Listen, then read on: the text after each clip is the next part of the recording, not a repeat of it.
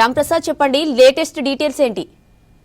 మనం చూడవచ్చు భారతదేశంలో ఏప్రిల్ 22న పహల్గామ్లో జరిగినటువంటి ఉగ్రదాడిలో అయితే భారతదేశానికి చెందినటువంటి 25 మంది పౌరులు చనిపోవడంతో పాటు అంతేకాకుండా నేపాల్కి సంబంధించినటువంటి ఒక పౌరుడు కూడా మృతి చెందడం జరిగింది. అప్పటి నుంచి కూడా ఉగ్రదాడిని ఖండిస్తూ అయితే భారత ప్రభుత్వం ఇప్పటికే చాలా రకాలైనటువంటి సమీక్షలు నిర్వహించిన అనంతరం ఈరోజు అర్ధరాత్రి 1:28 ఇటు పాక్ పీఓకే కానీ అదేవిధంగా ఎల్ఓసి పాక్ ఆక్యుపైడ్ కాశ్మీర్ అదేవిధంగా లైన్ ఆఫ్ కంట్రోల్ వద్ద ఉన్నటువంటి ప్రాంతాల్లో అయితే మెరుపు దాడులకు దిగడం జరిగింది. మనం ప్రధానంగా చూస్తున్నాం భారతదేశంలో ఉన్నటువంటి త్రివిధ దళాలైనటువంటి వాయుసేన కానీ అదేవిధంగా ఇండియన్ ఆర్మీతో పాటు ఇటు డిఫెన్స్ అంతా కూడా సమన్వయంతో అయితే ఒక్కసారిగా దాడులకు దిగడం జరిగింది. ఈ క్రమంలోనే మనం చూస్తున్నాం భారతదేశం నుంచి ఉన్నటువంటి యొక్క వాయుసేన అంతా కూడా ఇటు పాకిస్తాన్లో ఉన్నటువంటి 9 ప్రాంతాలను కేంద్రంగా చేసుకొని 9 ప్రాంతాల్లో ఉన్నటువంటి ఉగ్ర స్థావరాలపై అయితే దాడులు నిర్వహించడం జరిగింది. ప్రధానంగా ఈ నిర్వహించినటువంటి దాడులన్నీ కూడా ఎక్కడైతే పాకిస్తాన్ లోపల ఏదైతే ట్రైనింగ్ తీసుకుంటున్నటువంటి ఉగ్రవాదులు ట్రైనింగ్ తీసుకుంటున్నటువంటి ఏదైతే స్థావరాలు ఉన్నాయో వాటిని కేంద్రంగా చేసుకొని మాత్రమే లక్ష్యాలు చేసుకొని మాత్రమే అక్కడ ఈ యొక్క దాడులను నిర్వహించినట్లయితే ఇప్పటికే భారత ప్రభుత్వం కూడా ఈరోజు తెల్లవారుజామున మనం చూడవచ్చు 1:44కు కూడా ప్రకటన చేయడం జరిగింది. ఇండియన్ ఆర్మీ భారత రక్షణ శాఖ మంత్రి రాజ్నాథ్ సింగ్ కూడా భారత్ మాతాకి జై అంటూ అయితే ఈ యొక్క సమాచారాన్ని అయితే దేశ ప్రజలకు తెలియజేయడం జరిగింది. అంతేకాకుండా మనం ఇప్పటికే చూస్తున్నాం చాలా రోజుల నుంచి కూడా ఇటు భారత ప్రభుత్వం తీసుకుంటున్నటువంటి చర్చలు కానీ సమీక్షల నేపథ్యంలో కూడా పాక్కు సంబంధించినటువంటి అక్కడ ఉన్నటువంటి ప్రధానమంత్రి కానీ అదేవిధంగా రక్షణ శాఖ మంత్రితో పాటు పాక్లో ఉన్నటువంటి పీపుల్స్ పార్టీకి సంబంధించినటువంటి నాయకులు కూడా కవ్వింపు చర్యలతో కూడినటువంటి వ్యాఖ్యలను చేయడం మనం చూసాం. ఇప్పటికే ప్రధానంగా ఈరోజు అర్ధరాత్రి ప్రారంభమైనటువంటి యొక్క చర్యలు ఏవైతే ఉన్నాయో ఇటు భారతదేశం అంటే ఉగ్రదాడిని భారతదేశంతో పాటు ప్రపంచం మొత్తం కూడా ప్రపంచంలో శాంతి నెలకొల్పాలనేటువంటి ఉద్దేశంతో ఇప్పటికే మనం చూస్తున్నాం పాక్ గతంలో చేసినటువంటి చర్యలను కూడా ఆధారం చేసుకున్నాం. ఎందుకంటే ఇటు భారతదేశానికి స్వతంత్రం వచ్చిన తర్వాత కూడా ఇప్పటికే 3 సార్లు కూడా ఇటు ఉగ్రవాదులకు సంబంధించి పాక్ ఇండియాకు కూడా యుద్ధం జరగడం జరిగింది. 1948తో పాటు 1965 1971 సంవత్సరంలో జరిగినటువంటి యుద్ధాల్లో కూడా భారతే విజయం సాధించింది. అంతేకాకుండా ఉగ్రదాడిని ముట్టు పెట్టడమే లక్ష్యంగా అయితే భారత్ తీసుకున్నటువంటి ఈ యొక్క నిర్ణయాన్ని అయితే ప్రపంచ దేశాలు కూడా ఇప్పటికే మనం చూస్తున్నాం. భారతదేశంలో జరిగినటువంటి ఉగ్రదాడి ఏదైతే ఉందో ఉగ్రదాడిని ప్రపంచ దేశాలన్నీ కూడా ఖండించడం జరిగింది. ఏ దేశంలో అయినా కూడా ఉగ్రదాడి వల్ల అక్కడ ఉన్నటువంటి ప్రజలకు శాంతి కానీ అంతేవిధంగా మనం చూస్తున్నాం ఇప్పటికే అంతర్జాతీయ వేదికలు కూడా స్పందించడం జరిగింది. ఎందుకంటే భారతదేశంలో 25 మందిని ముఖ్యంగా టూరిస్టులను జమ్మూ కాశ్మీర్ ప్రాంతంలో ఉన్నటువంటి పహల్గామ్లో టూరిజం కోసం వచ్చినటువంటి యొక్క అమాయకులైనటువంటి ప్రజలు అంటే ఎదురు దాడి చేయలేనటువంటి ప్రజలు, ఎందుకంటే ప్రజలందరూ కూడా అక్కడ చాలా ఆనందంగా గడుపుతున్నటువంటి సమయంలో అయితే ఉగ్రమూకలు ఒక్కసారిగా చేసినటువంటి దాడిలో 25 మంది ప్రాణాలు కోల్పోవడం జరిగింది. అంతేకాకుండా మనం చూస్తున్నాం ఈ యొక్క నేపాల్కి సంబంధించినటువంటి ఒక వ్యక్తి కూడా చనిపోవడం జరిగింది. ప్రధానంగా ఉగ్రవాదులు ఆ రోజు అక్కడ ఉన్నటువంటి మహిళలను కాకుండా వాళ్ళ భర్తలను మగవారినే టార్గెట్గా చేసుకుని అందులో ముఖ్యంగా హిందువులను టార్గెట్ చేసుకుని అయితే చేసినటువంటి దాడులపై అయితే ఈరోజు భారత ప్రభుత్వం ఆపరేషన్ సింధూర్ను అయితే ప్రవేశపెట్టడం జరిగింది. ఆపరేషన్ సింధూర్ అంటే అక్కడ ఉన్నటువంటి మహిళలకు సంబంధించినటువంటి ఒక తిలకాన్ని కూడా అంటే వారికి ఉన్నటువంటి ఒక భర్తలను అక్కడ ఉన్నటువంటి ఒక మగవారిపైన చేసినటువంటి దాడి కానీ ప్రధానంగా ఇటు సింధు జలాలను కూడా ఇప్పటికే నిలిపివేసినటువంటి యొక్క నేపథ్యంలో ఈ యొక్క ఆపరేషన్కి అయితే ఆపరేషన్ సింధూర్ అని కూడా ఏర్పాటు చేసి ఈరోజు ఉదయం అర్ధరాత్రి మనకు చూడవచ్చు అర్ధరాత్రి 1:28 ప్రారంభమైనటువంటి మెరుపు దాడులు అయితే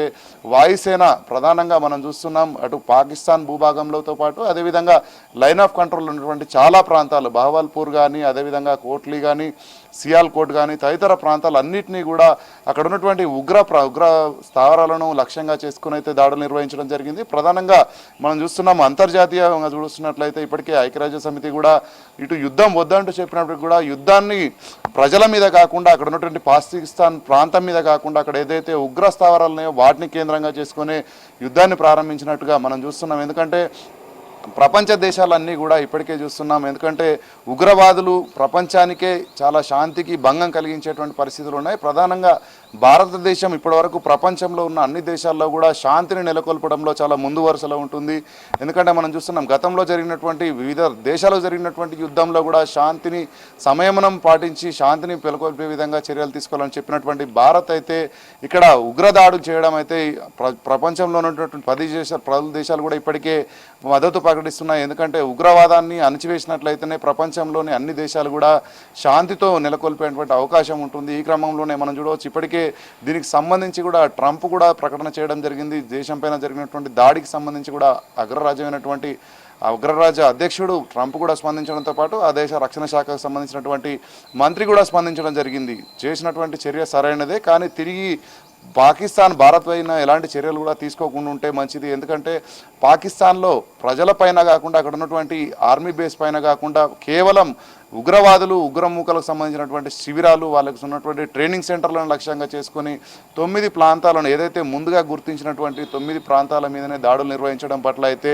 ఇటు ప్రపంచ దేశాల నుంచి కూడా ఇప్పటికే స్పందన అయితే ఇటు భారత్ చేసినటువంటి పనిని కూడా మద్దతు తెలుపుతున్నారు. ఎందుకంటే ఉగ్రవాదులు ఎక్కడ ఉన్నా కానీ కూడా ప్రపంచానికే ముప్పు. ఎందుకంటే మనం చూస్తున్నాం గతంలో కూడా అగ్రరాజ్యం పైన కూడా దాడి చేయడం జరిగింది. అక్కడ ఉన్నటువంటి ట్విన్ టవర్స్ను కూడా కూల్చేసినటువంటి పరిస్థితులు ఉన్నాయి. ప్రపంచంలోని చాలా దేశాలలో కూడా ఉగ్రవాదులు చేస్తున్నటువంటి యొక్క మారణకాండను అయితే ప్రపంచంలో ఉన్నటువంటి ప్రతి దేశం కూడా ఖండిస్తున్న సమయంలో అయితే ఈరోజు ఆపరేషన్ సింధూర్ పేరుట భారత్ చేసినటువంటి ఒక ఆపరేషన్ ఏదైతే మెరుపు దాడులు ఏవైతే ఉన్నాయో ప్రధానంగా ఇటు పాకిస్తాన్ అదేవిధంగా ఇండియా ఇటు పాక్ ఆక్యుపైడ్ కాశ్మీర్తో పాటు లైన్ ఆఫ్ కంట్రోల్ వద్ద ఉన్నటువంటి చాలా ప్రాంతాలలో కూడా ఈ యొక్క మెరుపు దాడులు నిర్వహించడం జరిగింది. ఉగ్ర స్థావరాలను అయితే లక్ష్యంగా చేసుకుని చేసినటువంటి యొక్క దాడుల్లో అయితే చాలామంది ఉగ్రవాదులు ఏదైతే ట్రైనింగ్ మనం ఇప్పటికే చూస్తున్నాం, పాకిస్తాన్ కూడా ఇప్పటికే ప్రకటించడం జరిగింది ఉగ్రవాదులకు ట్రైనింగ్ ఇస్తున్నాము, అంతేకాకుండా ఉగ్రవాదులను తయారు చేస్తున్నాము, వారి యొక్క ప్రోత్సహిస్తున్నామంటూ కూడా ప్రకటనలు చేసిన క్రమంలో అయితే ఈ యొక్క చర్యను భారత్ తీసుకున్నటువంటి నిర్ణయాన్ని, భారత్ చేస్తున్నటువంటి స్ట్రైక్స్ను, భారత్ చేస్తున్నటువంటి మెరుపు దాడులను కూడా ప్రపంచంలోని అన్ని దేశాలు కూడా ఇటు మద్దతు ఇచ్చేటువంటి అవకాశం ఉంది. ఎందుకంటే ఉగ్రవాదుల నుంచి ఎక్కడ కూడా ఇబ్బందులు లేకుండా ఉండాలని చేసినటువంటి ఈ యొక్క ప్రయత్నంలో అయితే మనం చూడవచ్చు ఇప్పటివరకు జరిగినటువంటి దాడుల్లో అయితే కేవలం బహవల్పూర్లోనే 80 మంది ఉగ్రవాదులు అయితే మృతి చెందినట్లయితే ప్రాథమికంగా సమాచారం అందుతూ ఉంది. అంతేకాకుండా 9 ప్రాంతాలలో ఆర్మీ బేసులలో ఇప్పుడు కాకుండా ప్రధానంగా మనం చూడవచ్చు ఉగ్రవాదులు ఎక్కడైతే ఉంటారో ఆ యొక్క క్యాంపులపైన ఒక శిబిరాలపైన జరిగినటువంటి దాడిలో వందలాదిగా కూడా ఉగ్రవాదులు హతమైనట్లయితే ఇప్పటికే ప్రాథమిక సమాచారం వస్తుంది మనకు.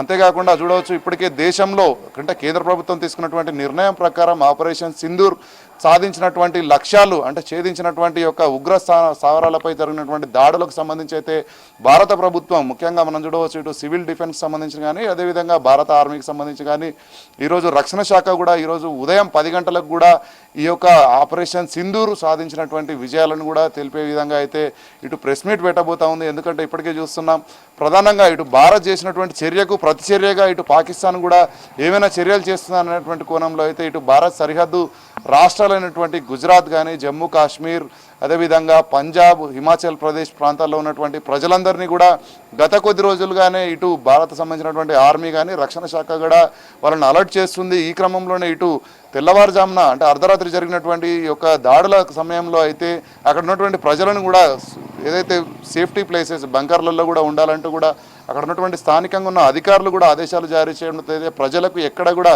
సివిల్గా ఉన్నటువంటి పబ్లిక్ ఇటు పాకిస్తాన్లో కానీ ఇక్కడ ఇండియాలో కానీ ఎవరికి కూడా ఇబ్బందులు తలెత్తకుండా కేవలం ఉగ్ర స్థావరాలను లక్ష్యంగా చేసుకొని అయితే నిర్వహించినటువంటి దాడుల్లో అయితే ఇటు భారత్ విజయం సాధించింది, సక్సెస్ అయిందంటూ కూడా ఒకటి తెల్లవారుజామున అంటే అర్ధరాత్రి 1:44 కూడా ఇటు రాజ్నాథ్ సింగ్ భారత్ మాతాకు జై అంటూ కూడా చెప్పారు. అంతేకాకుండా మనం చూడవచ్చు పహల్గామ్లో జరిగినటువంటి దాడికి సంబంధించినటువంటి అయితే దీన్ని ఒక మనం చూడవచ్చు ఏంటంటే జస్టిస్ దానికి సంబంధించినటువంటి జస్టిస్ సర్వ్ చేశాము. ఎందుకంటే మన దేశంలోకి వచ్చి మన భూభాగంలోకి వచ్చి ఇక్కడ అమాయకులైనటువంటి భారత ప్రజలను ఇటు చంపడం ఎంతవరకు కరెక్ట్ అంటూ కూడా దానికి సంబంధించి అయితే ఈరోజు న్యాయం జరిగింది. ఎందుకంటే అభంశుభం అమాయకులు ఎందుకంటే పహల్గామ్లో ఉన్నటువంటి అందాలను అక్కడ జమ్మూ కాశ్మీర్ అంటేనే మనకు టూరిజం పరంగా అయితే చాలా ఎక్కువ మంది ప్రజలు వెళ్తుంటారు. ఈ క్రమంలోనే అమాయకులైనటువంటి తిరిగి ప్రతిఘటించలేనటువంటి ప్రజలపై చేసినటువంటి దాడి ఏదైతే ఉందో ఆ దాడికి సంబంధించినటువంటి న్యాయం ఈరోజు జరిగింది. ఖచ్చితంగా ఇటు భూభాగంకి రెండు వైపులా కూడా ఇటు పీఓకే కానీ ఎల్ఓసికి సమీపంలో ఉన్నటువంటి చాలా ప్రాంతాలలో జరిగినటువంటి దాడులు అయితే 9 ప్రాంతాలను లక్ష్యంగా చేసుకొని ఇటు వైమానిక దాడులు వాయుసేన చేసినటువంటి దాడుల్లో అయితే వందలాదిగా ఇప్పటికే ఉగ్రవాదులు హతమైనట్లు మనకు తెలుస్తూ ఉంది. దీనికి సంబంధించినటువంటి పూర్తి వివరాలు కూడా ఈరోజు ఉదయం 10 గంటలకు కూడా భారత ప్రభుత్వం వెల్లడించబోతా ఉంది. అంతేకాకుండా 11 గంటలకు కూడా భారత రక్షణ శాఖ సంబంధించిన భారత ప్రభుత్వం కూడా ఇటు కేబినెట్ సమావేశాన్ని ఏర్పాటు చేయబోతుంది. ఎందుకంటే చేసినటువంటి దాడి అదేవిధంగా భవిష్యత్తులో అంటే ఇప్పుడు నెక్స్ట్ వాళ్ళు ఎలాంటి ప్రతిఘటన చర్యలు ఏ విధంగా చేయబోతున్నారనేటువంటి వాటి